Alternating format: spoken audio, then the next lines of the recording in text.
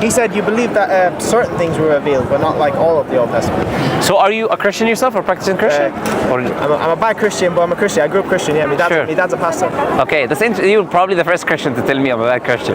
Most Christians don't say that, you know. What, don't say the Christian? No, they don't say I'm a bad Christian. I'm a bad Christian because I can't say I'm a good Christian because obviously God's listened to everything I'm saying. Sure. So I can't say I'm a good Christian. You know what I mean? Well, you know, most Christians are living their life thinking that Jesus died for their sins. So why does it matter if you're a bad or good Christian?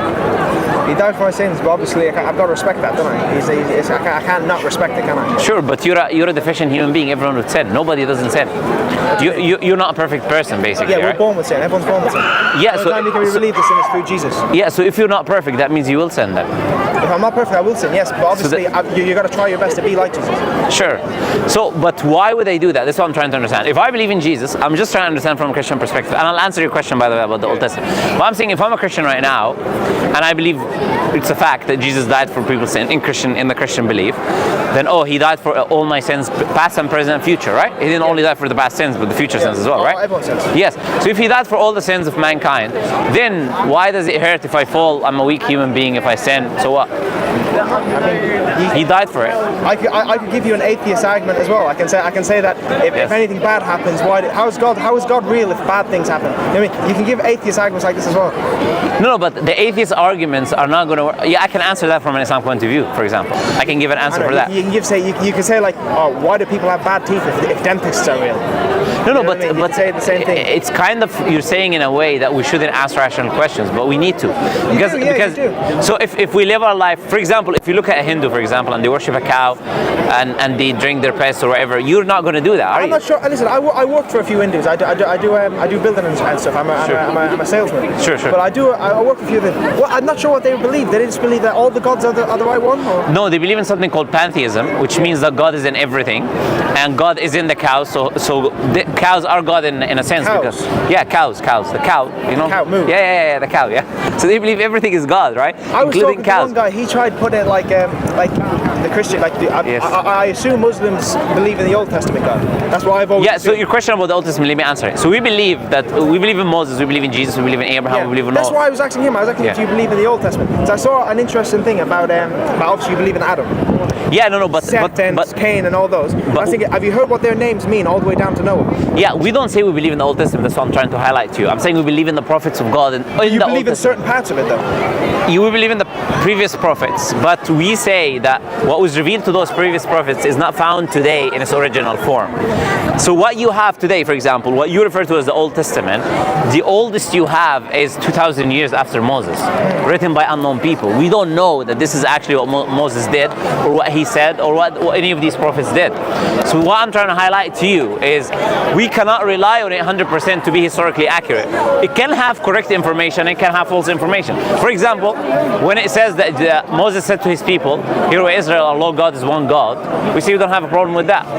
God is one, right? We say that's a true statement. But we cannot say we trust that what is written in what you call today the Old Testament to be historically reliable. We cannot say that. And how do you trust in the Quran? We know that the Quran is historically reliable because we know that the Quran is carbon dated to the time of the Prophet. So we have manuscripts. How have you got proof of it? The same way you could say, I'm telling you right now. Pontius Pilate wrote about Jesus and wrote about the execution and all this kind of. No. I'm telling you the difference right now. The difference is, first we have two ways of preservation of the Quran, right? Two ways of preserving the Quran.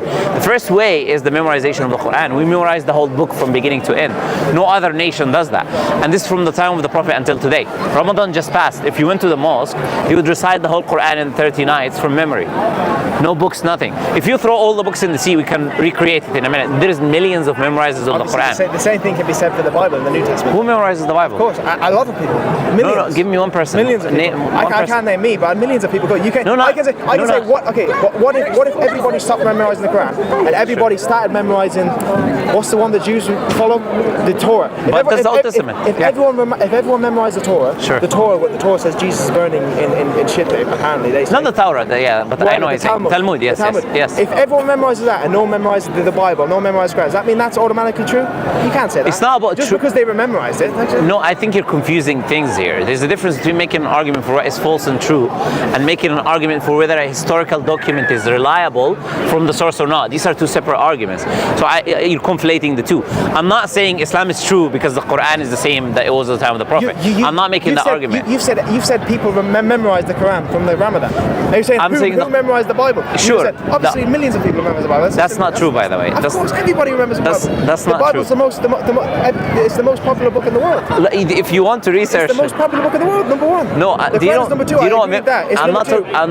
I'm not talking about popularity, my friend. It's not a popularity contest. Okay, but you can say that more people memorize this, and not as many people memorize this. That's also not true. Nobody memorizes the Bible. So everyone memorizes the Quran. Nobody memorizes the Bible. I didn't say everyone. You can't just say that. I don't think you're arguing rationally. If you're arguing emotionally, I cannot talk to you. I'm not arguing emotionally. You've said. Okay, so tell me who memorizes the Bible. Give me an example. You've said everybody memorizes the Quran and nobody memorizes the Bible. Yes, right now. That's like me saying if everybody memorizes the Talmud. Do you know what memorizing means? I don't. Memorize means you can recite it word for word from begin to end. Yeah, of memory. Do you know how big the Bible is?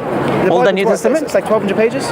Okay, so you think there is you know the Quran is like third the size of the Bible. Sorry? And you know the Quran is third the size of the Bible. And do you know the Quran has a melodic rhythm that allows you to memorize it? Now you're trying to compare that with a book that is 3 times as big that talks about everything under the sun. What does that have to do? My point is that the Bible was 1,000,000 pages long. My point. It's the truth. It's the truth. Sure. If you try to listen rather than respond. I'm listening. No, I don't think you are because I am listening. Okay, but you're not letting me speak. So how are you listening? I'm listening. The person who's listening allows the other person to speak, right? Yeah, I'm listening. So okay, you made the claim. Oh, this is what I'm going to do right now. I'm not going to do anything. I'm saying you made the claim. There are people who memorize the Bible. Produce your proof. Bring me even one person online. Search Google.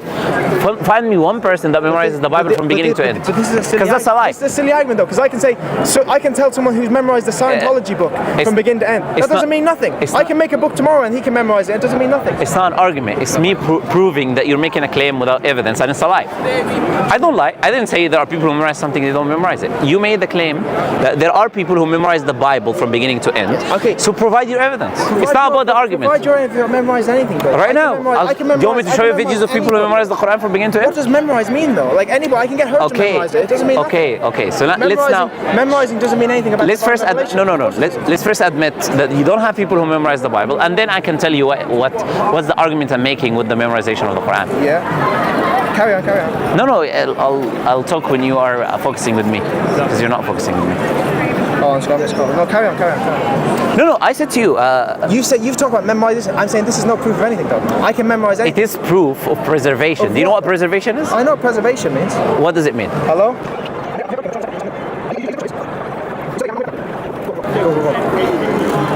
I'm saying preservation. What does preservation mean? Preservation means basically keeping something alive. Basically keeping the word of whatever this is alive. Keeping it memories, keeping everybody's memory. No, preservation means keeping something intact in its original form. That's the definition of preservation. The same thing of what I just said. No, you say keeping it alive. Okay, but more or less. Sure. So I'm trying to be accurate with my words here. We both agree though. It's more or less what I just said. No, what we both tried a correction for no reason. No, what we both agree on is that you're not understanding the point I'm making. I do understand what you mean. You're saying, brother, you just said because more people memorize the Quran. I didn't say that. Apparently more people memorize. That's not true. I didn't say that, by the way. And my first question was, do you believe in the Old Testament? You didn't fully answer it. I answered you. I told you that. You said certain parts. What does that mean? I said to you.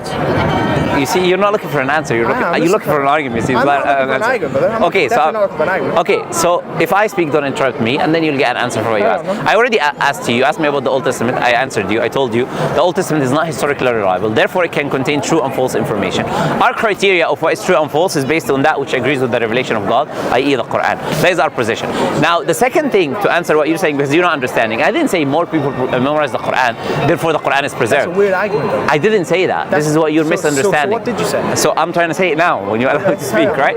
I said the Quran has been memorized from the time of the Prophet until today, which is a method of preservation. If something, an example, to make it closer to your mind, think of the alphabet, for example. Alphabet memorized by millions of people, passed down by generation one by generation. Which means different translations? Is that what you're talking about? No. Which means King James Bible and wait, listen to understand. Sometimes I think I'm not speaking English. You're the English speaking person here. It's not my first language, bro. I think I understand what point you're trying to make. The point I'm making is that the millions of people memorizing the Quran is a method of preserving it from the time of the Prophet until today. Is the argument I'm making. So I'm making the point that you asked me, how do you know the Quran is preserved? So I'm giving you the methods of how we know the Quran is preserved. The Bible's preserved as well, so it's a silly argument. It's not. How is it preserved? How isn't it? I'm telling you. How isn't it? The oldest manuscript you have of the Bible, the New Testament, is 400 years after Jesus. The Old Testament is 2,000 years after. Written by how many years after the Quran? Can you let me finish my answer? Okay, so don't interrupt and have some respect, because I have respect for you. I'm allowed to speak. I have respect for you, but I'm talking to you right now. No, you interrupt me when I speak. That's not respect. I'm trying to respond to what you're saying, brother. Because you make a claim and then you move past it. You like speak. It's true. No. You speak, and when you're done, I'll respond to you. Go ahead. Okay, carry on. What do you want to say? I just asked you what I want to say. Okay, say it again. What do you want to say? Where was we going? Where was it? You've talked. So I'll speak, but you will then interrupt me, right? Because you're done. Okay, but stay at one. I stay at one point. No, I can speak the way I want to. But you answer one point and then you go to the next. No, I don't need to speak. You answer one point, you go to the next. I don't tell you to. No. Your questions were about the Old Testament and the preservation. My first question was about the Old Testament. And I responded to it. If Muslims believe the Old Testament, I know a lot of Muslims. I have a lot of Muslim friends. I'm saying if you guys believe the Old Testament, and then you started talking about preservation and saying that. I answered that question in the beginning. You said two times. You said Muslims can recite the Quran, and Christians can't. It seems like you didn't like hearing that, and it hurt your feelings, and why you keep repeating it. Like, yes, Muslims do memorize. Yes. I'm just saying it's invalid. Nothing is invalid about that. She there can recite crime and punishment. You know what I mean? It's and then what does that prove? It doesn't prove anything. Exactly. This is my point. But that's not the argument I made. So what argument did you make? I'm not going to make it again because you're not listening. You're saying they can recite it. It's been preserved. Are you talking about the different translations? I'm not talking about translation. So what are you talking about then? Again, okay, I'll repeat it now. Don't interrupt me. Listen, actually, because I am listening. No. You change points. If you're listening, you'd have already got the answer because I gave it multiple times. Now I'm going to say this very slowly, but try to actually understand. And as I said to you, English is supposed to be your first language, so you should understand what I'm saying. Don't talk down like that. No. Have a bit of respect. No. Okay, so you have respect and don't interrupt. Okay, I know. But let's have respect equally then. Don't talk like that. No, I'm not talking smack. I'm making a point. You are talking smart. I'll tell you the point I'm making. Okay, carry on. Is that you're supposed to understand what I'm saying because it's your own language, and not keep asking the question multiple times. People can recite the Quran because of something about last Ramadan, but people can't recite the Bible the same way. You said that. Okay, that's a part of what I said. More or less, that's what you said. No, I know that's it's a simplified version, but that's what you said. No, of course, but if it's a simplified version, it's a misrepresentation of what I said. You need to actually understand the argument I'm making. Okay, I'll make it for the last time. You asked me about the Old Testament. This is how the whole discussion went. You asked me about the Old Testament. I responded to you, but it's not historically reliable. It can have truth and falsehood. And we believe in certain parts. I give an example, or there's one God, because that agrees with the revelation of God. So what agrees with the Quran, i.e. the revelation of God, we accept in the Old Testament. I already gave this answer 3 times now. So the second part of it is, I said to you, the Bible is not historically reliable. So you said, how do you know the Quran is historically reliable? That was your question. Then I said to you, okay, here is how we know. There's 2 methods of, I didn't even get to the second method, but there is 2 methods of preservation of the Quran. Preservation, historical preservation, a way of determining the book I have in my hand today is the same that was there at the time of the Prophet, which you do not have when it comes to the Bible. And I was giving you the comparison there. So then I told you one method of preservation was the memorization of the Quran. The people memorize it from the time of the Prophet until today. There's a tradition in Ramadan that we recite the whole Quran from beginning to end. That's what I was mentioning. So I said that life tradition you could go and see with your own eyes to see the demonstration of the memorization of the full book. Then you said, oh, but other people memorize the Bible. I said, okay, give me an example, and that's a lie. It's not true. Since you give me an example of one person online, it should be a person, one person at least, anywhere. Can you provide now? Can you provide now? Not celebrities. I'm saying any human being. This is why I told you about the translations. I said, are you talking about the translations? Are you talking because of different translations? Tissue. Sorry about that. Yeah. No. I'm just taking a tissue from it. Yeah. I was talking about because. Are you saying that because there's different translations? Not about the translation. I'm talking about the original. I'm not talking about translations at all. It's not the same. It's a slight translation. It's nothing. It means nothing. You can go. Slight translation? Why are you talking about translations? I'm not talking about. That's what you're on about. You're equivocating. That's a straw man. I didn't talk about that. You can say it's a straw man. You're on about preserving it. This is a straw man. I'm not talking about translations. You've got to make slight translations to translate it into different languages. Obviously, the German Bible is going to be slightly different from the English Bible. I'm not talking about translations, my friend. I don't know why you're talking about that. You're talking about preserving it. as if the New Testament from back when it was made is different from how it is now. It is the exact same. How is it different? Where's your proof for that? You don't have the original. Where? How do you know this? I'm telling you. Do you know? You said you preserve it. Do you want me to tell you now? Okay, I've heard you. I hope you can listen. You listened the first time, and I appreciated that. No, you did. I was just saying you listen. You see, and why are you so excited? Allow me to speak. I'm not excited. I'm calm. Sure. Yeah, okay. Maybe this is how you are normally. It's okay. Because I'm speaking and you speak. I don't argue. No. I mean, when I speak, you speak in the same time. I know, but I feel like you're trying to make like gotchas. You know what I mean? You're trying to make like. No. It's not about that. It's about that I don't appreciate when I'm speaking and someone else isn't speaking at the same time. I know. Sure. But I'm saying I'm trying to understand what you mean. You're talking about.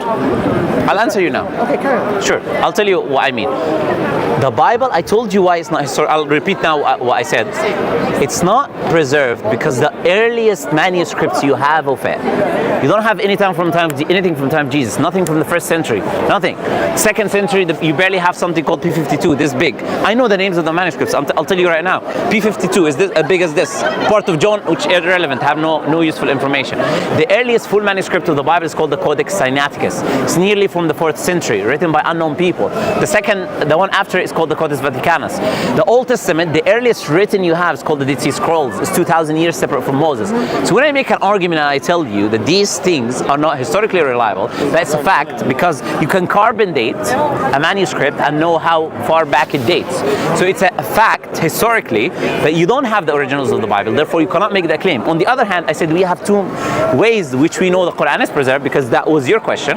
We have carbon dated manuscript from the 1st century of the Quran, Sana'a manuscript, top copy manuscript. We have the Birmingham parchment. You can go see with your own eyes right now in Birmingham Museum, which is from the life of the Prophet himself.